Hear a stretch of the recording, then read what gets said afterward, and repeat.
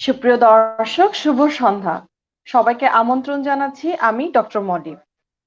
Health care নিবেদিত সুখে অসুখে আপনার পাশে পাওয়ার্ড বাই ডায়াবেটিন ইনিটার অনুষ্ঠানটিতে আমাদের আজকের আলোচনার বিষয় পাইলোনেফ্রাইটিস কারণ চিকিৎসা ও প্রতিকার। এই বিষয়টি নিয়ে কথা বলবার জন্য আমাদের সাথে আজকে ফেসবুক লাইভে আছেন associate professor doctor Fazle Elahi Khan, head of the department of nephrology, Abdul Malik Ukil medical college and hospital, Noakhali.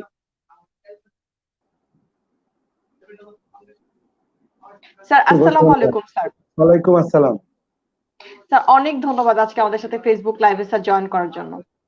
আপনাকেও ধন্যবাদ, পাশাপাশি রাজ টিভি এবং হেলথ কেয়ারকেও ধন্যবাদ দিতে চাই আমাকে বরাবরের মতো কিছু বলার সুযোগ করে দেওয়ার জন্য। স্যার, আমরা সবসময় বিভিন্ন আয়োজন করছি বিভিন্ন হেলথ টপিকস গুলো নিয়ে, স্পেসিফিক্যালি আপনার সাথে স্যার নেফ্রোলজির বিভিন্ন বিষয়গুলো নিয়ে আমরা স্যার আলোচনা করছি। অনেকগুলো ক্ষেত্রকে আমরা স্যার মোটামুটি ভাবে তুলে এনেছি দর্শকদের সামনে, যাতে করে সবার মধ্যে একটা সচেতনতা তৈরি হয়। আমাদের আজকে স্যার আমরা যে বিষয়টি আলোচনা করছি, আমরা মেডিকেলের ভাষাটাকে পাইলোনেফ্রাইটিস বলি। আমরা ডক্টররা হয়তো এটা সম্পর্কে সচেতন, কিন্তু অনেক দর্শকরাই হয়তো আমাদের টপিকটি সম্পর্কে আজকে একটু জিজ্ঞাসা রয়ে যাচ্ছে যে আসলে পাইলোনেফ্রাইটিস বলতে কি বোঝায় স্যার, আপনার কাছ থেকে স্যার যদি একটু জানতে পারি। ধন্যবাদ। আজকে আসলে আপনি ঠিকই বলেছেন যে একটি টেকনিক্যাল টার্ম। আসলে অনেক মানুষ জি। হয়তো মানে সাধারণ মানুষ কিন্তু এটা সম্বন্ধে ওভাবে অবহিত না, তবে ওরা ইউটিআইটা জানে যে প্রস্রাবে ইনফেকশন হওয়া। তো পাইলোনেফ্রাইটিস এটি ইউটিআইয়েরই একটি অংশ, যেটি আমরা ইউটিআই কে যেমন ভাগ করি আপার ইউটিআই আর লোয়ার ইউটিআই। এটা তাহলে ইউনাইটেড ইনফেকশনের মধ্যে যে আপার ইউটিআই, দ্যাট মিনস যে infection of the renal parenchyma and renal pelvis, that means kidney tissue এবং যে কিডনি থেকে যে নালীটি বের হয়ে আসে সেই পেলভিস, ওখানে যদি কোনো ইনফেকশন হয় সেটাকে আমরা বলি পাইলোনেফ্রাইটিস। সেটি মানে একুট হঠাৎ করে হতে পারে, আবার দীর্ঘমেয়াদীও হতে পারে, সেটাকে আমরা বলি ক্রনিক পাইলোনেফ্রাইটিস। দুইটাই বিষয় সবসময় স্যার আমাদের ক্ষেত্রে মানে আমরা যখনই আলোচনা করি বিভিন্ন ডিজিজ সম্পর্কে দুইটি টার্ম সবসময় আমরা শুনি যে অ্যাকিউট এবং ক্রনিক। যেটাকে আমরা বলি যে হঠাৎ করে হওয়াটাকে আসলে বলি আমরা অ্যাকিউট, বা সাডেনলি একটা প্রবলেম যদি আমাদের ডেভেলপ করে সেটাকে আমরা অ্যাকিউট বলি, এবং বারবার যদি রিপিট হয় একই প্রবলেম দেখা যাচ্ছে আবারও তার বারবার হচ্ছে দুই বা ততোধিকবার, তখন আমরা তাকে ক্রনিক বলি। স্যার, অ্যাকিউট পাইলোনেফ্রাইটিসটা সম্পর্কে স্যার যদি একটু বলেন, এবং সেই সাথে স্যার আমাদের আসলে কি কি লক্ষণ উপসর্গগুলো সাধারণত অ্যাকিউট পাইলোনেফ্রাইটিসে স্যার দেখা যায়, সেগুলো যদি স্যার দর্শকদের উদ্দেশ্যে বলেন। ধন্যবাদ। সরি, যে আমরা বলছিলাম যেটি একুট পাইলোনেফ্রাইটিস। একুট পাইলোনেফ্রাইটিস নাম শুনেই বোঝা যাচ্ছে যে এটি হঠাৎ করে হওয়া, যেটি আমরা বলি যে এটা যদি develops within hours or days. এবং এটা যদি আমরা বলি যে এটার প্রথমে আমরা যদি এইজ গ্রুপ বলি, এটা সব এইজে হতে পারে, একেবারে 5 বছর মানে জিরো থেকে শুরু করে একেবারে 80 ইয়ার্স পর্যন্ত, মানে সব বয়সই হতে পারে। তবে প্রথমে যেমন ইনফ্যান্ট এবং বা নিউনেট এবং ইনফ্যান্টে 0 to 4 ইয়ার্স একটা ইনসিডেন্ট হয়, যেটা মেল ফিমেল। আবার ফিমেলদের ক্ষেত্রে 15 থেকে 35, বিশেষ করে রিপ্রোডাক্টিভ এইজ গ্রুপে। আর ম্যানের ক্ষেত্রে আফটার 40 থেকে 80 ইয়ার্স পর্যন্ত এটি হয়, কারণ আমরা জানি যে মেইলে প্রোস্টেটিক এনলার্জমেন্ট বা এগুলি 40-র পরে হয়। মানে ওই সময়টাতে পিক ইনসিডেন্স ওই সময়টাতে বেশি হয়। আর ফিমেলদের ক্ষেত্রে 15 থেকে 35 বছর, আর বাচ্চাদের ক্ষেত্রে 0 to 4 ইয়ার্স এর ভিতরে মেল ফিমেল দুই দিকে হতে পারে। আর এটি অন্যান্য রোগ আমরা অনেক ক্ষেত্রে দেখি যে কিছু কিছু রোগ মেইলে প্রিডমিনেন্ট, আবার কিছু ফিমেলে। তো পাইলোনেফ্রাইটিসটি কিন্তু ফিমেলের ক্ষেত্রে কিন্তু এটি বেশি, মানে ফিমেল প্রিডমিনেন্স। তো যেটি আমরা মানে যেটি বলবো যে এক কথা আমরা যদি বলি যে এটাকে ডিফাইন করি, যদি যে inflammation of the renal parenchyma and renal pelvis which develops within hours or days, এটাকে আমরা বলি এক কথায় acute pulmonary। দ্যাট মিনস কিডনির প্যারেনকাইমার ভিতরে যদি ইনফেকশন হয়, সেটা কয়েক ঘন্টা থেকে কয়েকদিনের ভিতরে হয়ে যায়, তখন এটাকে আমরা acute pulmonary বলি। আর তারপর আমরা এর ভিতরে এইজ গুলি বলেছি যে সব ধরনের বয়স, সব বয়সেরই হতে পারে, ছেলে মেয়ে, বয়স্ক, মিডল এজ অথবা ওল্ড এজ, সব ক্ষেত্রে। তবে বয়স ভেদে সেটা তীব্রতা ভিন্ন বা কারণ ভিন্ন আছে। আবার যেমন প্রেগনেন্সিতেও এটা খুব কমন, এবং এটা ফ্যাটাল হতে পারে, এটা থেকে অনেক সমস্যা দেখা দিতে পারে। তো এক্ষেত্রে এটার আমরা আবার যদি ভাগ করে নিই এই পাইলোনেফ্রাইটিসটাকে আবার কিছু আছে যে কমপ্লিকেটেড পাইলোনেফ্রাইটিস, আর এটা আনকমপ্লিকেটেড। যদি আমরা এখন একুটটাই আলোচনা, কমপ্লিকেটেড বলবো কখন, যদি এটা কোনো যদি কোনো স্ট্রাকচারাল অ্যাবনর্মালিটি থাকে, যেমন কিডনিতে কোনো, যেমন স্টোন ডিজিজ অথবা পেলভিউটিক জাংশন অবস্ট্রাকশন, অথবা অথবা ইউরেটারে কোনো যেমন ভেসিকুলেটিক জাংশন অবস্ট্রাকশন, ভেসিকুলেটিক রিফ্লাক্স, অথবা ফাংশনাল অ্যাবনর্মালিটি বলতে যেমন ব্লাডার যদি অ্যাটনি থাকে কেউ, নিউরোজেনিক ব্লাডার, সেখানে হতে পারে।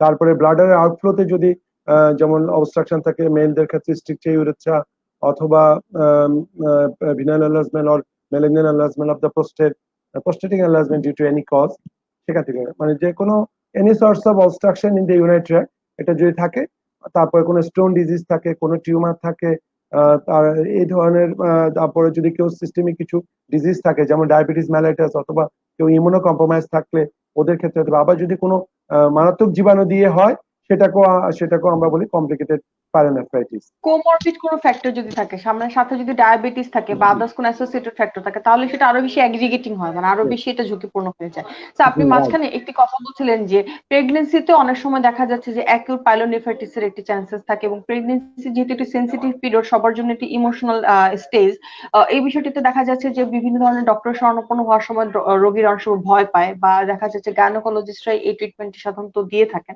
তার এই বিষয়টিতে একটু যদি বলেন যে প্রেগন্যান্সিতে সাধারণত অ্যাকিউট পাইলোনেফ্রাইটিস যদি তারা নিয়ে আসে, তাহলে সেক্ষেত্রে আসলে আমরা রোগীকে কিভাবে কাউন্সিলিং করি, বা তার আসলে তাকে আমরা কি ধরনের ট্রিটমেন্ট দিই? সেটা কি নর্মাল ট্রিটমেন্টের মতোই হবে, নাকি আমরা একটু স্পেসিফিক কোনো ট্রিটমেন্ট দিব স্যার? ধন্যবাদ, এটি খুবই একটি গুরুত্বপূর্ণ, কারণ আমরা জানি যে প্রেগনেন্সি একটা কন্ডিশন যেখানে বডির যে ইমিউনো সিস্টেম মানে কম্প্রোমাইজ থাকে অনেক ক্ষেত্রেই। তো এই ক্ষেত্রে আর প্রেগনেন্সিতে এমনি কিন্তু আমরা জানি যে ফিমেলদের ক্ষেত্রে মানে যেটি হচ্ছে যে মানে ওদের যে আমরা পাইলোনেফ্রাইটিসের যদি কারণ মানে কিভাবে জীবাণুটা কিডনিতে যায়, সেটা মোস্ট কমনলি কিন্তু অ্যাসেন্ডিং ইনফেকশন, যে লোয়ার ইউরিনারি ট্র্যাক্ট থেকে এটা অ্যাসেন্ডিং জীবাণুটা উপরের দিকে উঠে যেতে পারে। আরেকটি হতে পারে হ্যামাটোজেনাস, সেটি হয় আইভি ড্রাগ অ্যাবিউজার যারা, অথবা যাদের ব্যাকটেরিয়াল এন্ডোকার্ডাইটিস আছে সেখান থেকে হতে পারে। সেগুলি সাধারণত গ্রাম পজিটিভ অর্গানিজম দিয়ে হয়, যেগুলি হ্যামাটোজেনাস। আর যেটি অ্যাসেন্ডিং ইনফেকশন সেটি গ্রাম নেগেটিভ। আমরা জানি ফিমেলদের কিন্তু খুব ডিউ টু অ্যানাটমিক্যাল রিজিয়ন, যে ফিমেলদের ইউরেথ্রাটা শর্ট থাকে, স্ট্রেট থাকে, সেই সব কারণে, বা close proximity to the ureter and anal ক্যানেল, বা এটির কারণে এটি কিন্তু, বা প্লাস বার্থ ক্যানেল ক্লোজ প্রক্সিমিটির কারণে কিন্তু ওদের ইউটিআই অ্যাসেন্ডিং ইনফেকশন খুব কমন হয়ে থাকে। তো এখন প্রেগনেন্সিতে আমরা জানি যে প্রেগনেন্সিতে খুব ইমিউনো কম্প্রোমাইজ থাকে, সেক্ষেত্রে ওদের যদি ইভেন এসিমপ্টোমেটিক ব্যাকটেরিয়া মানে যদি থাকে, ওটাও যদি সময় মতো চিকিৎসা করা না হয়, সেখান থেকে কিন্তু পাইলোনেফ্রাইটিস ডেভেলপ করতে পারে। তো এই জন্য প্রেগনেন্সিতে এনি টাইপ অফ ইউটিআই যদি হয়, সেটাকে সিরিয়াসলি নিতে হবে এবং সময় মতো ট্রিট করতে হবে। কারণ না হলে কিন্তু এই পাইলোনেফ্রাইটিস যদি হয়ে যায়, এটা কিন্তু অনেক মারাত্মক একটি কমপ্লিকেশন। সেখান থেকে যেমন এমনকি যদি আমি বলি যে ভাগ করে নিয়ে, মায়ের যেমন এখান থেকে একুট পাইলোনেফ্রাইটিস থেকে সেপ্টিসেমিয়া হয়ে যেতে পারে, ব্যাকটেরিয়ামিয়া, সেপ্টিসেমিয়া, সেপসিস, সেপ্টিক শক, মাল্টি অর্গান ফেলিউর হতে পারে, একেআই ডেভেলপ করবে সে, বিশেষ করে রেনাল ফেলিউর। তারপরে মানে কিডনির ভিতরে কর্টিক্যাল অ্যাবসেস অথবা কর্টিকোমেডুলারি অ্যাবসেস, তারপরে আমরা বলি যে পেরিনেফ্রিক অ্যাবসেস হতে পারে। তো এটা কিন্তু খুব, এমনকি এম্পাইসোমেটাস পাইলোনেফ্রাইটিস হতে পারে, সেটি খুবই গ্রেভ কমপ্লিকেশন এবং মর্টালিটি খুবই হাই, প্রায় 60% মর্টালিটি। তো সেক্ষেত্রে কিন্তু, এবং বাচ্চার যেটি হতে পারে যে প্রিমেচিউর ডেলিভারি হতে পারে, গ্রোথ রিটার্ডেশন হতে পারে, আইইউডি হতে পারে। তো সেক্ষেত্রে এই জন্য প্রেগনেন্সিতে এটি কিন্তু খুব গুরুত্বপূর্ণ। যদি এই ধরনের কোনো প্রেগনেন্ট লেডি যদি এরকম, আমরা সিমটম গুলি পরে আসবো, তারপর এখানে একটু বলে দিই যে প্রেগনেন্সিতে হঠাৎ করে যদি কেউ লোয়েন পেইন নিয়ে আসে, পোস্টোভার্টিবাল অ্যাঙ্গেল, যেটি আমাদের যে পাঁজরের নিচে ওই জায়গাটাতে পেইন থাকবে, জ্বর, তীব্র জ্বর, কাঁপুনি দিয়ে 102-3 ডিগ্রি, এবং শীত শীত করে শীত লাগবে, মানে ফিভার উইথ চিলস রাইগর, সাথে কিছু সিস্টেমিক ম্যানিফেস্টেশন যেমন নসিয়া, ভমিটিং।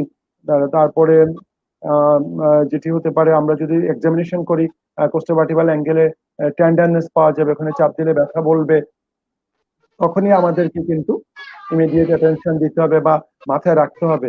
আরেকটি জিনিস আমি এখানে বলি, প্রেগনেন্সিতে গ্র্যাভিড ইউটেরাসের চাপে কিন্তু এখানে অনেক সময় ইউরেটারের, যেহেতু আমরা জানি ইউরেটার এবং ইউটেরাস খুব কাছাকাছি থাকে সার্ভিক্সের পাশে, একটু গ্র্যাভিড ইউটেরাসের চাপে আমরা কমনলি প্রেগনেন্সিতে হাইড্রোনেফ্রোসিস পায়, বিশেষ করে যেমন লেফট কিডনিতে ইউটেরাসটা চাপ দেয় ইউরেটারের উপরে, তখন এমনি তার এখানে কিছুটা ফাংশনাল অবস্ট্রাকশন বলতে পারি ইউটেরাসের চাপের কারণে, এক্সটার্নাল কম্প্রেশনের কারণে এটা হতে পারে। আবার প্রেগনেন্সিতে ওদের যে মানে আমাদের যে ভেসিকুলেটিক জাংশন অথবা বেলভিটেক জাংশন, বিশেষ করে ভেসিকুলেটিক জাংশনে ওখানে রিফ্লাক্স হওয়ার সম্ভাবনা থাকে, ওখানে রিল্যাক্সেশনের কারণে বিভিন্ন হরমোনাল চেঞ্জ, ফিজিওলজিক্যাল চেঞ্জের কারণে তখন কিন্তু ওদের সহজে কিন্তু ইউরিনটা ব্লাডার থেকে মানে রিফ্লাক্স করতে পারে টুয়ার্ডস দা কিডনি।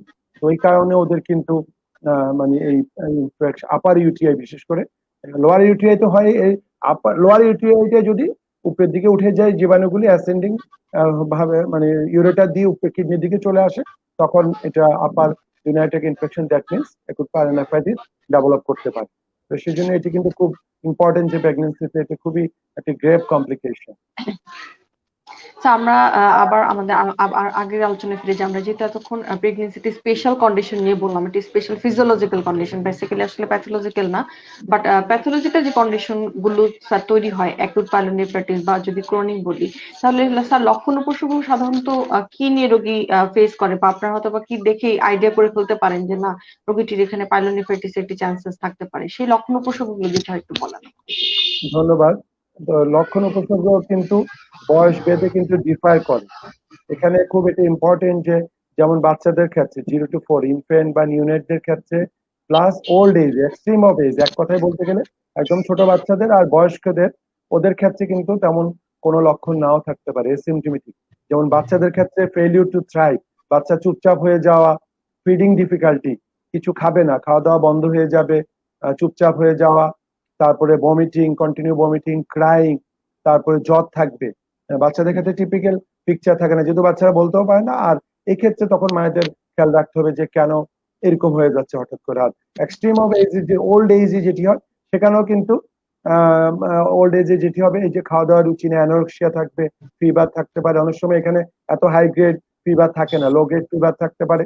আরেকটি যেটি important, confusional stage, mental change আসবে, যে হঠাৎ করে একজন বৃদ্ধ বয়স্ক মানুষ চুপ হয়ে যাচ্ছে, এমনকি অজ্ঞান হয়ে যেতে পারে, আনকনসিয়াস, সেমি কনসিয়াস, বা মানে altered consciousness, drowsiness, confusional state আমরা বলি। তো সেক্ষেত্রে কিন্তু এটি মাথায় রাখতে হবে যে এই যে কোনো এনি সর্ট অফ ইনফেকশন, এটা মেবি পাইলোনেফ্রাইটিস অথবা রেসপিরেটরি ইনফেকশন হতে পারে। ওল্ড এজে এটা আমাদের অলওয়েজ মাথায় রাখতে হবে যে, কারণ ওল্ড এজে অনেকগুলি ডিজিজ আছে, যেমন স্ট্রোক আছে, বা অনেক কিছুতেও কিন্তু এই ধরনের আনকনসিয়াস হয়ে যাওয়ার কারণ থাকে। তো সেক্ষেত্রে কিন্তু এই পাইলোনেফ্রাইটিসটি মাথায় রাখতে হবে। ওল্ড এজে যখন কেউ কনফিউশনাল স্টেট নিয়ে প্রেজেন্ট করে, সেটা কিন্তু আমাদের মাথায় রাখতে হবে যে UTI one of the factor for confusional state. আর যেটি টিপিক্যাল সিমটম, যেটি মিডল এজ বা ইয়ং এজ যেটি হয়, সেটি ইতিমধ্যে আমি প্রেগনেন্সিতেও কিছু মানে বলেছি, তারপর আমি রিপিট করছি। এখানে যেটি হবে কিছু যেমন লোয়ার ইউরিনারি ট্র্যাক্টের সিমটম থাকতে পারে, যদি কেউ আগে লোয়ার ইউরিনারি ট্র্যাক্ট ইনফেকশন হয়ে যদি পাইলোনেফ্রাইটিস হয়, আপার ইউরিনারি ট্র্যাক্ট ইনভলভমেন্ট হয়, তখন কিন্তু লোয়ার ইউরিনারি ট্র্যাক্টের সিমটম থাকতে পারে, যেগুলি আমরা বলি ফ্রিকোয়েন্সি, আর্জেন্সি, ডিসইউরিয়া, মানে ঘন ঘন মানে ডিসইউরিয়া, প্রস্রাব বিষয়ে জ্বালা পড়া, আর ফ্রিকোয়েন্সি যেটি বলি বারবার প্রস্রাব হওয়া, আবার তীব্র ব্যাগ হওয়া যেটি আর্জেন্সি, তারপরে যেটি আর কি সুপ্রাপিউবিক পেইন, যেটি তলপেটে ব্যথা করতে পারে, এটি হলো লোয়ার ইউরিনারি ট্র্যাক্ট। আর আপার ইউটিআই, আপার ইউরিনারি ট্র্যাক্ট যখন লোয়ার ইউরিনারি ট্র্যাক্ট থেকে আপার ইউরিনারি ট্র্যাক্টে ইনভলভমেন্ট হবে, দ্যাট মিন্স অ্যাসেন্ডিং টাইপ, সেখানে তাহলে লোয়ার ইউরিনারি ট্র্যাক্ট সিমটম থেকে দেন আপার ইউরিনারি ট্র্যাক্টের যে সিমটম গুলি, সেগুলিতে আমরা সাধারণত পাই যে ফিভার থাকে, high grade fever, intermittent fever with chills, rigor, কাঁপুনি দিয়ে জ্বর আসে, এবং কোস্টোভার্টিব্রাল অ্যাঙ্গেলে টেন্ডারনেস বা বা পেইন বলবে রোগী, আমরা ইলিসিট করবো টেন্ডারনেস, রোগী বলবে যে তার পাঁজরের নিচে তীব্র ব্যথা করছে। এর পাশাপাশি সিস্টেমিক কিছু ম্যানিফেস্টেশন, যেটি জিআইটি ম্যানিফেস্টেশন, যেমন অ্যানোক্সিয়া, নোশিয়া, ভমিটিং, রোগীর ক্ষুধামন্দা, বমি বমি ভাব, এমনকি অনেক প্রচন্ড বমি হতে পারে। তো এগুলি মোটামুটি আমরা যদি বলি যে এই সিমটম গুলি একুট পাইলোনেফ্রাইটিসের এই ধরনের সিমটম। যদি আবার কোনো যেমন সে তার যদি আগে থেকে স্টোন ডিজিজ থাকে, সেক্ষেত্রে রোগী হিস্ট্রি দিবে তার কিডনিতে স্টোন ছিল। আমরা কিছু প্রিভিয়াস যদি হিস্ট্রি নিই, সেক্ষেত্রে এই ধরনের স্টোন ডিজিজ হিস্ট্রি থাকতে পারে। তার কোনো অ্যানাটমিক্যাল, সে বলতে পারে যে তার আগে ইউনাইটেড ট্র্যাক্টে বারবার অপারেশন হয়েছে, যেমন কেউ স্ট্রিকচার ইউরেথের জন্য হতে পারে, পোস্টেটের জন্য অপারেশন হিস্ট্রি দিতে পারে। তারপরে তার যেমন স্পাইনাল কর্ড ইনজুরি, যেমন নিউরোজেনিক ব্লাডার যদি কেউ থেকে থাকে, যে সে বলবে যে না তার প্রস্রাব নর্মালি হয় না, তাকে সেলফ ক্যাথেটারাইজেশন করে প্রস্রাব করতে হয়, বা যাদের কন্টিনিউ ইনডিউলিং ক্যাথেটারাইজেশন করা লাগতে পারে, বা অনেকের কন্টিনিউ আমরা ক্যাথেটার দিয়ে রাখি। তারপরে ইনস্ট্রুমেন্টেশনের যদি কোনো হিস্ট্রি থাকে, রুগী বলবে যে তাকে কিছুদিন আগেই তার যে যেমন আমরা সিস্টোস্কোপি করে থাকি বা ইউআরএস যেটা ইউরোটোস্কোপ দিয়ে আমরা কোনো procedure, any type of procedure যদি করা হয়ে থাকে তার ইউনাইট ট্র্যাক্টে, সেই হিস্ট্রিটাও কিন্তু ইম্পর্টেন্ট। তাহলে এগুলি রুগী বলবে, এর পাশাপাশি যে সিমটম গুলি আমরা বললাম তখন কিন্তু আমরা ধরে নিই যে মানে ইট মে বি পাইলোনেফ্রাইটিস। তারপর আমরা দেন ডিফারেন্সিয়াল ডায়াগনোসিস বা ইনভেস্টিগেশন এক্সামিনেশন এগুলির মাধ্যমে আমরা আলাদা করব। স্যার ডিফারেনশিয়াল ডায়াগনোসিসটা তো আমরা প্রথমে একটা ধারণা করার পরে তারপরে আমরা ইনভেস্টিগেশন থেকে কনফার্ম হয়ে যাই স্যার। যখন পাইলোনেফ্রাইটিস এই সাইন সিমটমস গুলো স্যার যেগুলো আমাদেরকে বলা বললেন স্যার, আপনি শেয়ার করলেন মাত্র, অনেক সময় দেখা যায় যে অন্যান্য অনেক নেফ্রোলজিক্যাল প্রবলেমের জন্য কিন্তু স্যার অনেক সময় সেম টাইপেরও লক্ষণ উপসর্গ হতে পারে। স্যার সো ডিফারেনশিয়াল ডায়াগনোসিস যেটা দর্শকদের উদ্দেশ্যে যদি সহজ করে বলি যে একই রোগের বিভিন্ন ধরনের যদি আমরা বলি যে কোনো ডায়াগনোসিস করে থাকি যে আমরা একই রকম কন্ডিশনে বিভিন্ন রকম কিছু হতে পারে, সেটা হচ্ছে ডিফারেনশিয়াল ডায়াগনোসিস। তাহলে সেক্ষেত্রে পাইলোনেফ্রাইটিসের সাথে আসলে সম অতুল্য অন্য ডিফারেনশিয়াল ডায়াগনোসিস গুলো স্যার কি আসতে পারে মাথায়, যে না আমার রোগীর এটাও হতে পারে, বা এই ধরনের বিষয়টি স্যার যদি একটু ক্লিয়ার করেন। কারণ অনেক সময় রোগীরা দেখা যায় যে দর্শকরা হয়তো বা আশা করছেন যে তার এই লক্ষণ উপসর্গগুলো আছে, তাহলে কি তার শুধুই পাইলোনেফ্রাইটিস হয়েছে কিনা অথবা অন্য কোনো কিছু হয়েছে কিনা, তাদের বোঝার সুবিধার্থে স্যার যদি আমরা একটু জানি স্যার। ধন্যবাদ। আমি একটু আগেই বলেছি, যেমন বিশেষ করে ছোট এক্সট্রিম অফ এজ যেটি বলেছি, ছোট বাচ্চাদের আর ওল্ড এজে এই কনফিউশনটা তৈরি হয়, কিন্তু মিডল এজে যেটি বা ইয়ং অ্যাডাল্টে একদম টিপিক্যাল পিকচার, সেখানে সাধারণত আমরা মানে ক্লিনিক্যালি কিন্তু ডায়াগনোসিস করে ফেলা যায়। কিন্তু এই যে ছোট বাচ্চাদের ক্ষেত্রে যেহেতু ওরা বলতে পারে না, সেক্ষেত্রে আমরা যেটা বলেছি যেমন ফেলিউর টু থ্রাইভ, বাচ্চার কোনো গ্রোথ হচ্ছে না, তারপর চুপচাপ হয়ে যাওয়া, ফিডিং ডিফিকাল্টি হচ্ছে, বমি ভাব, এটা অন্য যে কোনো বাচ্চাদের যদি যে কোনো ইনফেকশন হয়, যেমন আমরা বলি নিউনাটাল সেপসিস, যেটা রেসপিরেটরি ইনফেকশন থেকে হতে পারে, স্কিন সফট টিস্যুতে যে কোনো ধরনের ইনফেকশন যদি হয়, সেগুলিও মাথায় বাচ্চাদের ক্ষেত্রে আমরা যখন সেপসিস চিন্তা করি, নিউনাটাল সেপসিস বা এই যে বা 4 ইয়ার্স এর ভিতরে আমরা যদি 0 to 4 এর ভিতরে অন্য ইনফেকশন গুলি আমরা খুঁজবো, অনেক সময় বাচ্চারা বলতে পারে না। আবার ওল্ড এজও আমরা যে বলছি যে কনফিউশনাল স্টেট তৈরি হওয়া, সেটা অনেক কারণ আছে, যে কনফিউশন কমা বা ডিসওরিয়েন্টেশন হওয়ার, ওগুলি আমাদের মাথায় রাখতে হবে। মানে any any type of infection, তারপরে সিএনএস এর কোনো সমস্যা যেমন সেরিব্রোভাস্কুলার ডিজিজ, তারপরে হেপাটিক রেনাল ফেলিউর, হেপাটিক এনকোলোপ্যাথি, এগুলি সব আমাদের মাথায় রাখতে হবে। যে আদার রেসপিরেটরি ফেলিউর, মানে কমার যে কারণগুলি, ওগুলি কিন্তু ওল্ড এজে মাথায় রাখতে হবে। আর যেহেতু ওদের ক্ষেত্রে টিপিক্যাল পিকচার আসে না। আর মানে যেটি আমরা বলছি যে মিডল এজ বা ইয়ং অ্যাডাল্টে যেটি হয়, সেখানে আমরা সাধারণত টিপিক্যাল প্রেজেন্টেশন থাকে ওখানে ধরে নিই। তারপর আমরা দুই একটা রাখি, যেমন যেমন কেউ যদি হাইড্রোনেফ্রোসিস পায়োনেফ্রোসিস হয়ে যায়, এটাও মাথায় রাখতে হবে। কারণ যেহেতু আমরা বলেছি যে কোস্টোভার্টিব্রাল অ্যাঙ্গেলে পেইন বা রেনাল অ্যাঙ্গেল টেন্ডারনে যদি পেয়ে যায়, তারপরে ইউরিনে যদি যে মানে ইউনারি সিমটম গুলি বা সিস্টেমিক ফিচার গুলি মোস্ট সাজেস্টিভ অফ অ্যাকুট পায়োনেফ্রাইটিস। তবে অনেক সময় আমরা একটু ডিফারেন্সিয়েট করি, এটা কি অনেক সময় লোয়ার ইউরিনারি ট্র্যাক্টেও অনেকে জ্বর আসে, সাধারণত আসে না, সেখানে শুধুমাত্র কিছু লোয়ার ইউরিনারি ট্র্যাক্ট মানে এটাকে বলে এলইউটিএস, লোয়ার ইউরিনারি ট্র্যাক্ট সিমটম, যেটি ফ্রিকোয়েন্সি, আর্জেন্সি, ডিসইউরিয়া, স্ট্রাঙ্গুরিয়া, সেগুলো তো আছেই। তো এর পাশাপাশি আর হলো যেমন যদি রেনাল কোলে কেউ স্টোন ডিজিজ হয়, পাইলোনেফ্রাইটিস না হয়ে যদি মানে স্টোন ডিজিজ হয়, সেখানে রেনাল কোলিক হতে পারে। যদি যেমন পেলভিওটিক জাংশনে যদি কেউ স্টোন থাকে, সেক্ষেত্রে অনেক সময় ব্যথা হতে পারে, যে সাথে যদি ওখান থেকে আসলে আলটিমেটলি ওখান থেকে পাইলোনেফ্রাইটিস হয়েও ব্যথা হতে পারে, আবার স্টোনের কারণেও ব্যথা হতে পারে। তো সেক্ষেত্রে মানে আমরা আদার যে কোনো ইন্ট্রাঅ্যাবডোমিনাল আদার কোনো অ্যাবসেস আছে কিনা সেটাও মাথায় রাখতে হবে। যেমন হেপাটিক অ্যাবসেস একটা ডিডি হতে পারে, কারণ লিভারের সাথে কিন্তু কিডনি রিলেশন, স্প্লেনিক অ্যাবসেস, এগুলিও মানে যে any type of Intra abdominal abscess, যেগুলি যে রেনাল এরিয়ার আশেপাশে থাকে। আমরা সাধারণত যখন ডিফারেনশিয়াল ডায়াগনোসিস চিন্তা করি, যখন যেমন এখানে আমরা একুট কোলোসিস্টাইটিস, সেটাও কিন্তু ডিফারেনশিয়াল ডায়াগনোসিস আসবে যদি কেউ ইউনিল্যাটারাল পাইলোনেফ্রাইটিস হয়ে থাকে। সাধারণত এটা মেবি ইউনিল্যাটারাল হতে পারে, বায়োল্যাটারাল হতে পারে। যদি রাইট সাইডে হয়ে থাকে, একুট কোলোসিস্টাইটিস আমাদের ডিডি আসবে, একুট হেপাটিক অ্যাবসেস সেটা আসবে আমাদের ডিডিতে, কিন্তু সেটা আমরা হিস্ট্রি, ক্লিনিক্যাল এক্সামিনেশন এন্ড ইনভেস্টিগেশনের মাধ্যমে আলাদা করব। আর বাম সাইডে হলে আমরা স্প্লেনিক অ্যাবসেস, এগুলি আমরা মাথায় রাখবো, যে সারাউন্ডিং কোনো স্ট্রাকচারে কোনো ডিপ সিটেড অ্যাবসেস, কারণ অ্যাবসেস তো ইন্টারঅ্যাবডোমিনাল এনি অ্যাবসেস কিন্তু মে প্রেজেন্ট লাইক পাইলোনেফ্রাইটিস, কারণ পাইলোনেফ্রাইটিস এর কথাটা বলছি যে ওখানে আলটিমেটলি পাইলোনেফ্রাইটিস থেকেও কিন্তু অ্যাবসেস হয়, যে কর্টিক্যাল অ্যাবসেস, কর্টিকোমেটাল অ্যাবসেস অথবা পেরিনেফ্রিক অ্যাবসেস। তো লাইক যদি অ্যাবডোমেনে আদার কোনো ডিপ সিটেড অ্যাবসেস থাকে সেখানে ফিচারটাও কিন্তু এরকম, যে অ্যাবডোমিনাল পেইন, তারপরে যে vomiting, nausea, vomiting, fever, chills, rigor, intermittent fever, সবকিছু কিন্তু যে কোনো অ্যাবডোমিনাল অ্যাবসেসও কিন্তু এই ধরনের প্রেজেন্টেশন হতে পারে।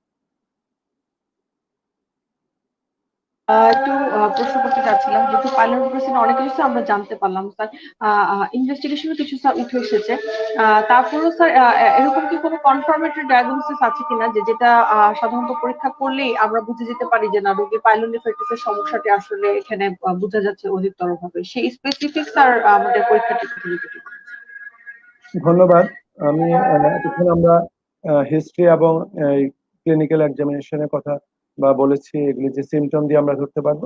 এর পাশাপাশি আমাদের প্রথমে এর মধ্যে আমি কিছুটা আলোকপাত করি যে কি জীবাণু দিয়ে হতে পারে। আমরা একটু আগেই বলেছিলাম যে দুই ধরনের, একটা হলো মানে অ্যাসেন্ডিং ইনফেকশন, যে লোয়ার ইউরিনারি ট্র্যাক্ট থেকে জীবাণুগুলি উপরে উঠে পাইলোনেফ্রাইটিস করতে পারে। আবার যেটি হ্যামাটোজেনাস স্প্রেড, যেটি ব্লাডের মাধ্যমে, যেমন যদি কেউ আইভি ড্রাগ এবিউজার, যারা যারা যেমন হিরোইন বা প্যাথিডিন নেয়, ইনজেক্ট মানে শিরার মধ্যে ইনজেকশন দিয়ে, যারা মাদকাসক্ত এই ধরনের, ওদের কিন্তু চান্স থাকে। আর হলো যাদের ইনফেক্টিভ এন্ডোকার্ডিটিস অথবা সাবএকুইট ব্যাকটেরিয়াল এন্ডোকার্ডিটিস হয়েছে, ওদের কিন্তু কমপ্লিকেশন হিসেবে ওই জীবাণুগুলি যে কিডনিতে ইনফেকশন করতে পারে। তাহলে ওই ক্ষেত্রে গ্রাম পজিটিভ অর্গানিজম দিয়ে সেটি হয়, বিশেষ করে স্টেফিলোকক্কাস, তারপর এন্টারোকক্কাস, এগুলো দিয়ে হতে পারে, গ্রুপ বি স্ট্রেপ্টোকক্কাস, এগুলো দিয়ে হতে পারে, মানে বিশেষ করে গ্রাম পজিটিভ অর্গানিজম। এর মধ্যে স্টেফাইলো অরিয়াসটা কমন, বা কোয়াগুলাস নেগেটিভ স্টেফাইলো অরিয়াসটা বেশি কমন এখানে। আর যেটি অ্যাসেন্ডিং ইনফেকশন দিয়ে বেশিরভাগই হয় কমনলি ইউটিআই, এটা 72 ইকোলাই, সেটি 70 to 90% কেসেই দায়ী হলো ইকোলাই। এছাড়া ক্লাবসিয়েলা, সিডোমোনাস, প্রোটিয়াস, এই ধরনের যে গ্রাম নেগেটিভ এন্টারোব্যাকটেরিয়াস গুলি আছে সেগুলি দিয়ে হয়।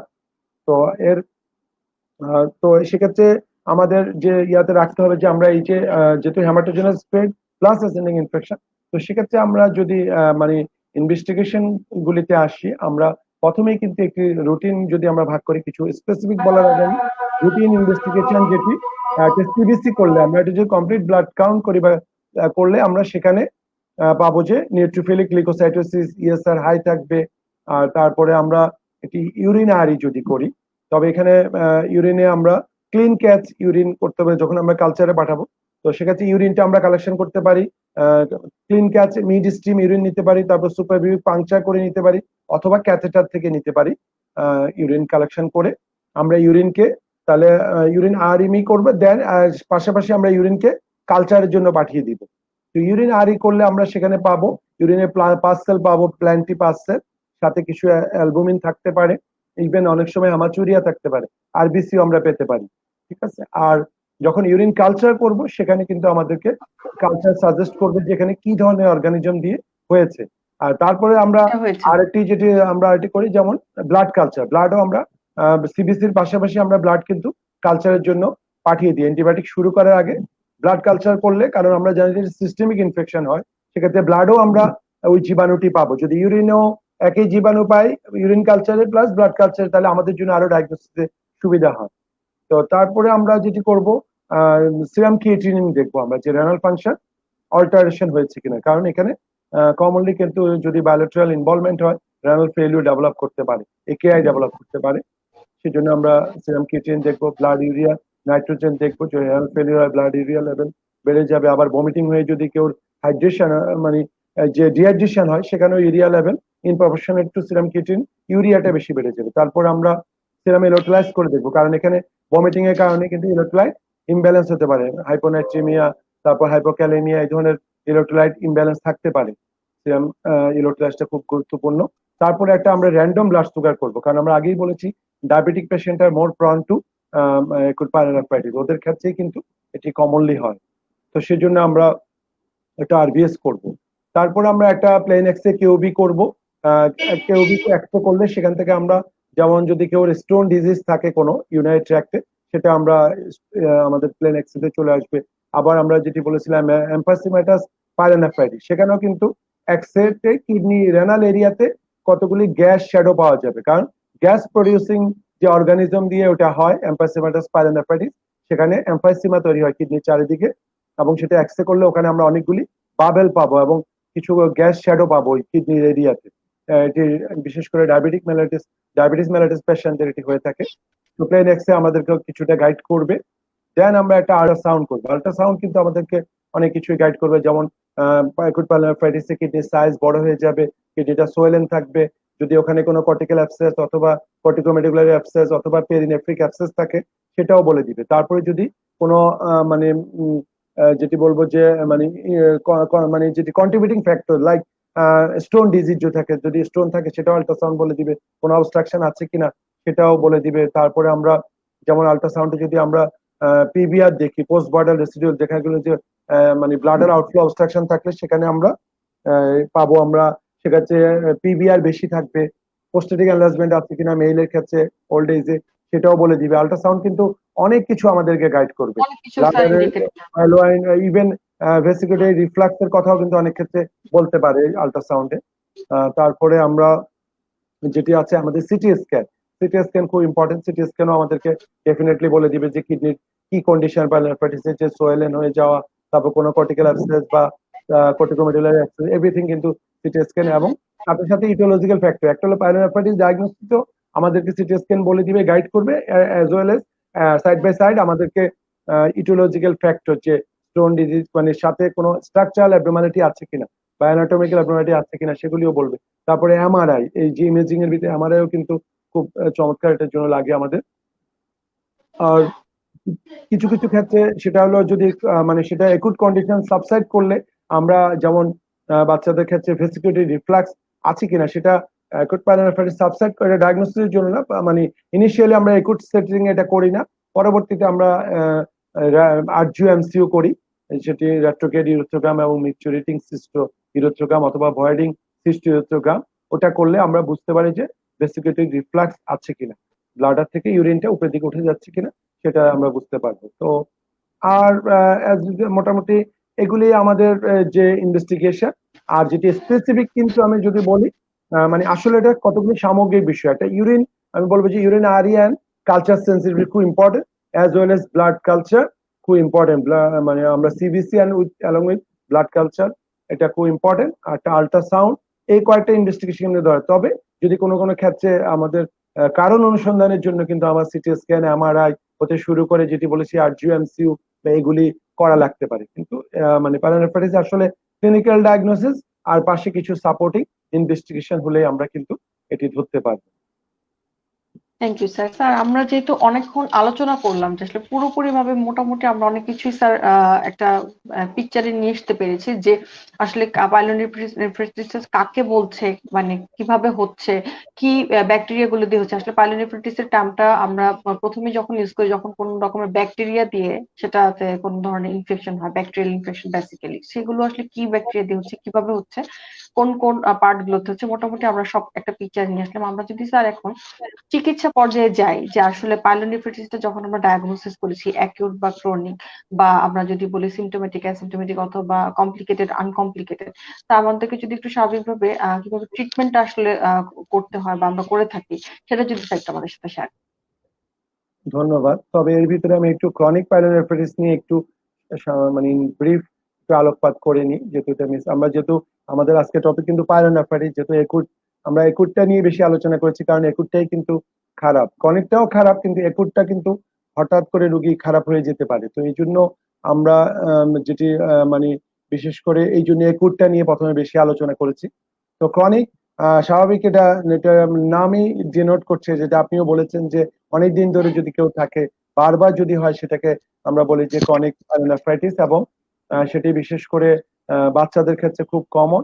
আবার ফিমেলদের ক্ষেত্রে আমরা জানি যে ফিমেলদের ক্ষেত্রে যাদের ক্ষেত্রে রিকারেন্ট ইউটিআই হয়, বিশেষ করে যা অথবা মেলও হতে পারে, যদি কেউ স্ট্রাকচারাল কোনো অ্যাবনর্মালিটি থাকে, অ্যানাটমিক্যাল অ্যাবনর্মালিটি, তার এমব্রায়োলজিক্যাল যেমন জন্মগত যেসব সমস্যা থাকতে পারে, পেলভিটিক জাংশন যদি অবস্ট্রাকশন, ভেসিকুলারি রিফ্লাক্স, তারপর ভেসিকুলারি জাংশন অবস্ট্রাকশন, তারপরে ডুপ্লেক্স ইউরেটার, তার যদি অ্যানাটমিক্যালি ইউরেটার ডাবল থাকতে পারে, তারপরে যদি কেউ যদি ব্লাডারে যদি কোনো সমস্যা থাকতে পারে, তারপরে নিউরোজেনিক ব্লাডার যদি কেউ থাকে সেখান থেকে হতে পারে, তারপরে স্ট্রিকচার ইউরেথ্রা, মিয়েটাল স্টেনোসিস, মোট কথা এনি সোর্স অফ অবস্ট্রাকশন, অথবা যাদের স্টোন ডিজিজ যদি আনডায়াগনোজ থাকে, বারবার যদি মানে এটা অবহেলা করা হয়, যে দেখা গেলো তার আমরা ইউটিআই হয়েছে, চিকিৎসা করলাম, ভালো হয়ে গেছে, রুগী বা চিকিৎসকও এটাকে অ্যাটেনশন দিল না। এই জন্য আমরা বলি যে ফিমেলে ইউটিআই বারবার হতে পারে, কিন্তু মেইলে যদি, বিশেষ করে আফটার 4 ইয়ার, আমরা বলছি 0 থেকে 4 ইয়ার্সে কিন্তু মেল ফিমেল সবার কমন একই রকম ইনসিডেন্স। কিন্তু একটা ইয়ং অ্যাডাল্ট অথবা মিডল এজ বিলো 40 যদি একটা মেল পেশেন্টের বারবার ইউটিআই হয়, তাহলে আমাদেরকে অবশ্যই এটাকে সিরিয়াস নিতে হবে। বছরে হয়তো একবার হতে পারে, কিন্তু যদি কেউ বারবার মেল পেশেন্টে ইউটিআই হয়, সেটা তাহলে আমাদেরকে অবশ্যই খুঁজে দেখতে হবে তার ইউরিনারি ট্র্যাক্টে কোনো structural abnormality or functional abnormality or anatomical abnormality, অথবা কোনো স্টোন ডিজিজ অথবা কোনো সিস্টিক ডিজিজ বা কোনো কিছু জটিলতা আছে কিনা, সেটা আমাদেরকে খুঁজে বের করতে হবে। নাহলে আমরা ইউটিআই হলো, অ্যান্টিবায়োটিক খেলাম, ভালো হয়ে গেল, আবার কিছুদিন হলো আমরা আবার অ্যান্টিবায়োটিক খেলাম, এতে করে আলটিমেটলি হ্যাঁ তখন অ্যান্টিবায়োটিক রেজিস্ট্যান্স ডেভেলপ করে ঝামেলা হয়ে যাবে। আর ফিমেলের ক্ষেত্রে ইউটিআই হতে পারে বারবার, যেহেতু কিছু জন্মগত কারণ, অ্যানাটমিক্যাল কারণে ফিমেলদের এটি বারবার ইউটিআইটা কমন। তো সেক্ষেত্রে আমরা এই ধরনের কেউ যদি বারবার, মেলের ক্ষেত্রে বছরে একবারে বেশি হলে এটাকে মানে সিরিয়াসলি নিতে হবে। ফিমেলের ক্ষেত্রে তো আমরা জানি হতে পারে ওদের বারবার, তারপরে তখনও আমাদেরকে সিরিয়াসলি আমরা যে ইভালুয়েশনের কথা বলেছি, যে ইনভেস্টিগেশন গুলি, যে first line, second line, third line করে আমাদেরকে টোটাল ওয়ার্ক আপ করতে হবে যে কেন হচ্ছে, এই কারণটা অনুসন্ধান করতে হবে। আমরা আবার যেমন কিছু মানে এটাকে বলি আমরা কিছু ইউনারি যে হাইজিন মেনটেন করা বা কিছু প্র্যাকটিস বলি, যেমন পর্যাপ্ত পরিমাণে পানি পান করা, তারপরে বারবার প্রস্রাব করা বা ডাবল মিকচুরেশন বলি, এমনকি তারপরে পার্সোনাল হাইজিন মেনটেন করা, তারপরে আমরা যেমন বলি যে মানে ইউরিনেশন আফটার ইন্টারকোর্স, এইসব ক্ষেত্রে কিন্তু আমরা বলি যে বিফোর এবং আফটার ইন্টারকোর্স তাদেরকে মানে প্রস্রাব করতে হবে। এই জিনিসগুলি খুব ইম্পর্টেন্ট। আবার বিশেষ করে ফিমেলদের অনেকক্ষণ ধরে আমরা প্রস্রাব ধরে রাখার অভ্যাস থাকে, হয়তো আমাদের দেশের আর্থসামাজিক প্রেক্ষিতে বা আমাদের সেভাবে পাবলিক টয়লেট সেভাবে মেয়েদের জন্য গড়ে ওঠেনি, তো এইসব ক্ষেত্রে অনেক সময় প্রস্রাব ধরে রাখে, তো সেটা খুব আবার এই কারণে পানিও কম খায়। তো সেক্ষেত্রে এই জিনিসগুলি মাথায় রাখতে হবে। তাহলে এদের ক্ষেত্রে আমাদেরকে এই ক্রনিক পাইলোনেফ্রাইটিস, যেটি এই এদের যদি কেউ বারবার ইনফেকশন হয় plus anatomical structural functional abnormality থাকে, তখনই ওদের হতে পারে। সেই জন্য আমাদের, কারণ বাচ্চাদের ক্ষেত্রে বিশেষ করে ভেসিকুলেটিভ রিফ্লাক্স যেটি একটি জন্মগত সমস্যা, যে কিন্তু এটি কারেক্টেবল, অথবা যেমন পোস্টিরিয়র ভালভ বাচ্চাদের এটি হয়, ছেলেদের ক্ষেত্রে পোস্টিরিয়র ভালভ থাকে, এটি থেকে কিন্তু আলটিমেটলি ক্রনিক পাইলোনেফ্রাইটিস, কারণ বারবার ছেলেদের রিকারেন্ট ইউটিআই হয়, তখন অবশ্যই মায়েদের এটি কিন্তু নজর রাখতে হবে। যদি কোনো ছোট বাচ্চা বারবার ইনফেকশন হচ্ছে, তখন এটা অবশ্যই তাকে ফাইন্ড আউট করতে হবে, কারণ না হলে এখান থেকে ক্রনিক পাইলোনেফ্রাইটিস হতে পারে। ক্রনিক তখনই বলবো আমরা, অনেক দিন ধরে হবে, বারবার এবং আলটিমেটলি কি হবে, কিডনিগুলি ছোট হয়ে যাবে, আমরা স্কারিং বলি।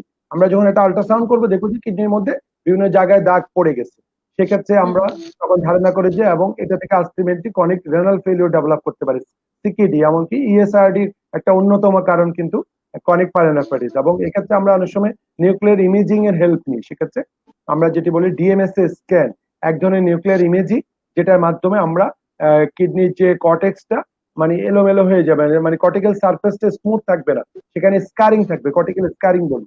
সেটা দিয়ে আমরা মানে ওই ডিএমএসএ স্ক্যান কিন্তু বলে দিতে পারে তার পাইলোনেফ্রাইটিস, ক্রনিক পাইলোনেফ্রাইটিস হয়েছে কিনা। তো সেটা কিন্তু খুব গুরুত্বপূর্ণ। এই কারণে আমি একটু মানে ক্রনিক পাইলোনেফ্রাইটিসটা মানে একটু আলোকপাত করে নিলাম। দেন আসি এখন আমরা যদি চিকিৎসার কথা আসছিলাম, যেটি অ্যাকুট পাইলোনেফ্রাইটিসের চিকিৎসা। তো আমরা চিকিৎসাকে যদি ভাগ করি, একটি হলো জেনারেল ম্যানেজমেন্ট, আর একটি হলো যে স্পেসিফিক ম্যানেজমেন্ট। জেনারেল ম্যানেজমেন্টের ভিতরে যেহেতু আমরা সিমটমেই বলেছি রোগীর অনেক সিস্টেমিক ম্যানিফেস্টেশন থাকে, সেক্ষেত্রে আমরা রোগীকে যেটি করব, আমরা কিছু হলো সিমটোমেটিক ট্রিটমেন্ট দিব, রোগীকে প্রপার হাইড্রেশন করব, কারণ এখানে ভমিটিং হয়, রোগী ডিহাইড্রেটেড থাকতে পারে, অনেক বমি হয়, সেক্ষেত্রে আমরা আইভি ফ্লুইড দিব, সেখানে choice of fluid ringer lactase solution অথবা নর্মাল স্যালাইন আমরা দিব। আইভি ফ্লুইড দিয়ে তাকে হাইড্রেশন করব, তারপরে তার নিউট্রিশন মেনটেন করব, তারপরে আমরা তাকে যদি বমি থাকে আমরা অ্যান্টিমিটিক ড্রাগ দিব, তারপরে তার যদি ব্যথা থাকে আমরা এখানে বিশেষ করে আমরা নন নার্কোটিক অ্যানালজেসিক, মানে আমরা সাধারণত এনএসআইডি ইউজ করতে চাই না এখানে, কারণ রেনাল ফেলিউর অ্যাগ্রাভেট করবে। সেক্ষেত্রে আমরা even treatment according to cause দিয়ে থাকি সাধারণত, যেই সাইন সিম্পটমস গুলো সেরকম অথবা নন নার্কোটিক অ্যানালজেসিক আমরা ব্যথা কমানোর জন্য দিব। তারপর অ্যান্টিপাইরেটিক, জ্বর থাকে যেহেতু আমরা এখানে প্যারাসিটামল আমরা ইউজ করব জ্বর কমানোর জন্য। প্যারাসিটামল জ্বর ব্যথা দুইটাতেই কাজ করবে। সাধারণত আমরা প্যারাসিটামল দিয়ে ট্রিট করি, যদি বেশি ব্যথা কেউ থাকে সেক্ষেত্রে হয়তো আমরা নন নার্কোটিক বা নার্কোটিক অ্যানালজেসিক ইউজ করতে হতে পারে। সাধারণত লাগে না, আমরা প্যারাসিটামল জাতীয় ওষুধ ব্যবহার করলেই হয়ে যায়। তারপরে হলো যেটি আমরা কি করব, আমরা বলেছিলাম যে ব্লাড কালচার, ইউরিন কালচার আমরা তাড়াতাড়ি করে তার এই ব্লাড এবং ইউরিন কালচারের জন্য পাঠিয়ে আমরা একটি ব্রড স্পেকট্রাম অ্যান্টিবায়োটিক শুরু করে দিব। আমরা বিশেষ করে আমরা এখানে আমরা জানি যে কিছু অ্যান্টিবায়োটিক আমরা ইউনাইট ট্র্যাক্টের জন্য, এগুলো ইউনাইট অ্যান্টিসেপটিক্স বলি, সেগুলি যেমন আমরা সাপ্লোস্পোরিন গ্রুপের ভিতরে সেপ্ট্রাকজন, সেপ্টাজিডিন, তারপর সাপোটেক্সাইন, তারপর সেপিপাইন, এই ধরনের, তারপর কার্বাপেনাম শিশু অ্যান্টিবায়োটিক আছে, ন্যারোপেনাম, ইমিপেনাম, এগুলি এই ধরনের চুজ করি। তারপরে আমরা আছে ট্যাজোব্যাকটাম, পাইপেরাসিলিন, এই গ্রুপটাও আমরা চুজ করি। তারপরে যেটা অ্যামোক্সিলিন ক্লাভোলেরিক অ্যাসিডের কম্বিনেশন। তারপরে আছে আমাদের অ্যামাইনো গ্লাইকোসাইড আছে, সেখানে আমরা যেমন জেন্টামাইসিন, এমিকাসিন, তবে সেটা রেনাল ফাংশন ইম্পেয়ার থাকলে আমরা সেভাবে, যদি আমার মানে সাধারণত আমরা প্রথমে চুজ করি না। সাধারণত আমরা যেগুলি রেনাল ফ্রেন্ডলি, নেফ্রোটক্সিক না, সেগুলি আমরা চুজ করি। দেন আমরা according to the culture sensitivity, blood culture এবং ইউরিন কালচার দেখে আমরা then according to the culture sensitivity আমরা স্পেসিফিক থেরাপি দিব। সেক্ষেত্রে আমরা ইউজুয়ালি প্রথমে আইভি অ্যান্টিবায়োটিক থেরাপি দিব, কারণ যেহেতু রুগীরা খেতে পারে না, মুখে বমি ভাব থাকে, যখন অ্যাটলিস্ট 7 ডেজ আমরা আইভি অ্যান্টিবায়োটিক দিই। দেন আমরা সুইচ করি আমরা ওরাল অ্যান্টিবায়োটিক থেরাপি, সেটাও আমরা 14 ডেজ পর্যন্ত কন্টিনিউ করি। কারণ এখানে কিন্তু খুব ইম্পর্টেন্ট যে কমপ্লিট ইরাডিকেশন ইম্পর্টেন্ট এখানে, যে মানে যেহেতু এখানে ব্যাকটেরিয়া, সেপ্টিসেমিয়া হতে পারে, কারণ এই ক্ষেত্রে আমাদেরকে খুব অ্যাপ্রোপ্রিয়েট অ্যান্টিবায়োটিক প্রপার ডোজ এবং ডিউরেশন অ্যান্টিবায়োটিক দিতে হবে এখানে। তো এর পাশাপাশি যদি এমন থাকে যে যদি কোনো এর পাশাপাশি হলো আমাদের ট্রিটমেন্ট অফ কমপ্লিকেশন, যদি কেউ যেমন sepsis with multi organ failure থাকে, কারণ এখানে রেনাল ফেলিউর থাকতে পারে, তো সেক্ষেত্রে আমাদেরকে রেনাল ফেলিউর চিকিৎসা দিতে হতে পারে। অনেক ক্ষেত্রে ডায়ালিসিসের প্রয়োজন হয়, কারণ এরা কিন্তু এবং রুগী এমনকি হেমোডাইনামিক আনস্টেবল হয়ে যেতে পারে, ব্লাড প্রেশার কমে যেতে পারে, সেক্ষেত্রে আয়োনোট্রপ সাপোর্ট লাগতে পারে। কারণ এই ধরনের রুগী কিন্তু এসডিইউ বা ক্রিটিক্যাল কেয়ার আইসিইউতেও ম্যানেজমেন্ট করা লাগতে পারে। সেক্ষেত্রে তার ব্লাড প্রেশার মেনটেন করার জন্য আয়োনোট্রপ সাপোর্ট, এর পাশাপাশি যেটি আমরা বলেছি যে ডায়ালিসিস দেওয়া লাগতে পারে, এমনকি ওদের জন্ডিস ডেভেলপ করতে পারে, কারণ যেহেতু লিভার ফেলিউর হতে পারে। সেপ্টিসেমিয়াতে আমরা জানি মাল্টি অর্গান ফেলিউর থাকে, হার্ট ফেলিউর হয়, লিভার ফেলিউর থাকে, সেক্ষেত্রে আমাদের সেই সাপোর্ট গুলি দিতে হবে। তো যেমন মেটাবলিক অ্যাসিডোসিস হতে পারে, রেনাল ফেলিউর, সেটা আমরা অ্যাসিডোসিস কারেকশনের জন্য আমরা সোডিবাই কার্ব দিতে পারি, অ্যালকালাইজেশন করব আমরা। তারপরে হাইপারক্যালেমিয়া থাকলে সেটা ম্যানেজমেন্ট করব। এক কথায় রেনাল ফেলিউর এন্ড ইটস কমপ্লিকেশনের ম্যানেজমেন্ট। এবং পাশাপাশি কথা বলি আমরা, এখানে আমরা যদি কোনো সাথে সাথে কেউ যদি আমরা মনে করি যে স্টোনের কারণে তার মানে একটা কিডনিকে ব্লকেজ করে মানে পেরিনেফ্রিক অ্যাবসেস বা ইয়া হয়েছে, কর্টিক্যাল অ্যাবসেস হয়েছে, কর্টিকোমেটাল অ্যাবসেস, সেক্ষেত্রে ইমার্জেন্সি অ্যাবসেস, আমরা জানি অ্যাবসেস থাকলে অ্যাবসেস ডেভেলপ করলে অ্যান্টিবায়োটিক দিলেও কিন্তু সেটি সাবসাইড করবে না।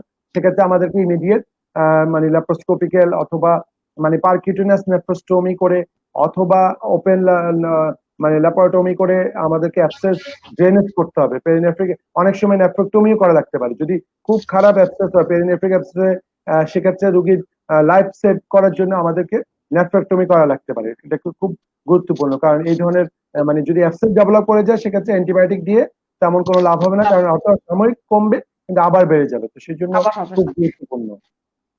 আমরা অনুষ্ঠানের একদমই শেষ পর্যায়ে আছি স্যার। আমাদের আজকের যে বিষয়টি ছিল পাইলোনেফ্রাইটিস, কারণ, চিকিৎসা এবং প্রতিকার, স্যার অনেক কিছু আমরা জানতে পারলাম। স্যার আমরা যদি একটু একদম শেষ পর্যায়ে আছি স্যার, একটু যদি জানি যে আসলে পাইলোনেফ্রাইটিসের ক্ষেত্রে না লাইফস্টাইল মডিফিকেশনের কি কোনো গুরুত্বপূর্ণ ভূমিকা আছে কিনা স্যার, এটা দিয়ে আমরা শেষ করবো। এবং আমাদের আজকের প্রোগ্রামটির আয়োজক ছিল হেলথ কেয়ার, যাদের এই প্রোগ্রামগুলো দিয়ে আমরা আসলে নেফ্রোটিক সিনড্রোম বা নেফ্রাইটিস সিনড্রোম বা পাইলোনেফ্রাইটিস বা বিভিন্ন ধরনের নেফ্রন রিলেটেড এবং নেফ্রোলজি রিলেটেড বিভিন্ন ধরনের রোগ বিরোগগুলো সম্পর্কে জানতে পারছি, এবং তাদেরকে আমরা অনেক ধন্যবাদ দিচ্ছি। আমরা যদি স্যার একটু শেষ করি যে লাইফস্টাইল মডিফিকেশনটা আসলে এই পাইলোনেফ্রাইটিসের ক্ষেত্রে কি ভূমিকা রাখে, এটা দিয়ে আমরা স্যার শেষ করতে চাচ্ছি। ধন্যবাদ। আপনি সঠিক বলেছেন। আসলে লাইফস্টাইল মডিফিকেশন কিন্তু আমাদের সর্বক্ষেত্রেই প্রয়োজন। কারণ আমরা এই যে ডিজিজগুলি একটার সাথে একটা ইন্টার রিলেটেড। যেমন আমরা বলেছি যে আমাদের যেমন ওয়েট যেমন ম্যানেজমেন্ট খুব ইম্পর্টেন্ট। কারণ আমাদেরকে মানে হেলদি থাকা, আমাদের ইমিউনিটি বুস্ট আপ করা, মানে প্রচুর আমাদের সবুজ শাকসবজি, ফ্রুটস, ভেজিটেবলস খাওয়া, চিনি মিষ্টি অ্যাভয়েড করা, মানে ওয়েটটাকে আমাদেরকে মানে কন্ট্রোলে রাখা। কারণ আমরা জানি যে ওবেসিটি হলে সেখান থেকে ডায়াবেটিস মেলাইটাস ডেভেলপ করবে, বা অন্যান্য যেমন ওবেস যারা ওদের স্টোন ডিজিজ হওয়ার সম্ভাবনা বেশি থাকে।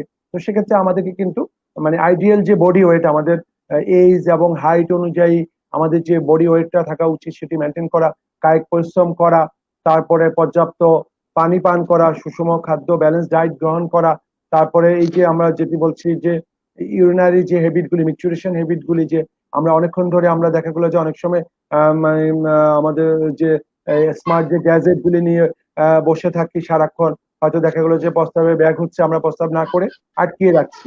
সেটি করা যাবে না, অনেকক্ষণ প্রস্রাব চেপে রাখা যাবে না, প্রস্রাবের ব্যাগ হলে করে ফেলতে হবে। তারপরে পর্যাপ্ত পানির কথা তো বলেছি।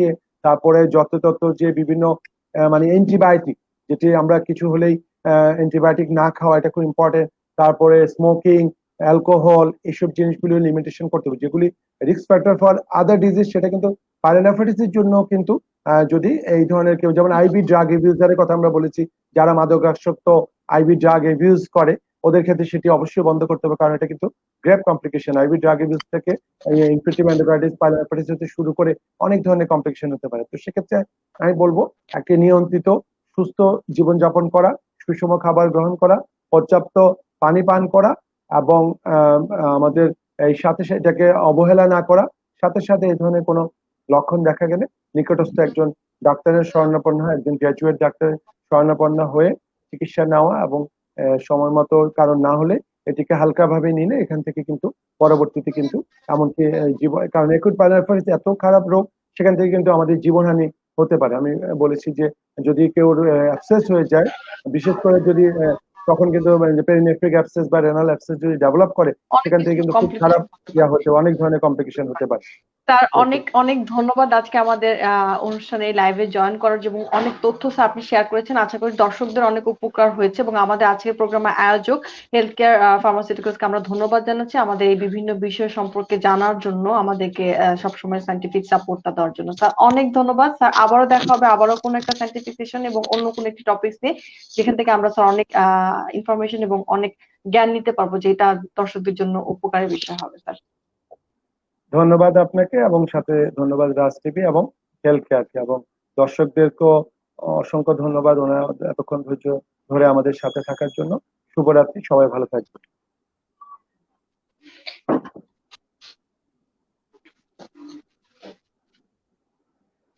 সুপ্রিয় দর্শক, আমাদের আজকের প্রোগ্রামটির নাম ছিল, যে সাবজেক্ট নিয়ে আমরা কথা বলেছি, যে পাইলোনেফ্রাইটিস কারণ, চিকিৎসা এবং প্রতিকার। আমাদের সাথে ছিলেন অ্যাসোসিয়েট প্রফেসর ডক্টর ফজলিলাহি খান স্যার। আশা করি দর্শক আপনারা অনেক উপকৃত হয়েছে। এবং আজকের প্রোগ্রামটির আয়োজক ছিল হেলথ কেয়ার ফার্মাসিউটিক্যালস, সুখে অসুখে আপনার পাশে। এই প্রোগ্রামটি দিয়ে আমরা অনেক কিছুই ডক্টরদের সামনে এবং দর্শকদের সামনে নিয়ে আসি। তাদেরকে অনেক ধন্যবাদ। আশা করি আবারও দেখা হবে আগামী পর্বে। ততদিন পর্যন্ত অপেক্ষায় থাকুন, সুস্থ থাকুন এবং অবশ্যই ভালো থাকুন।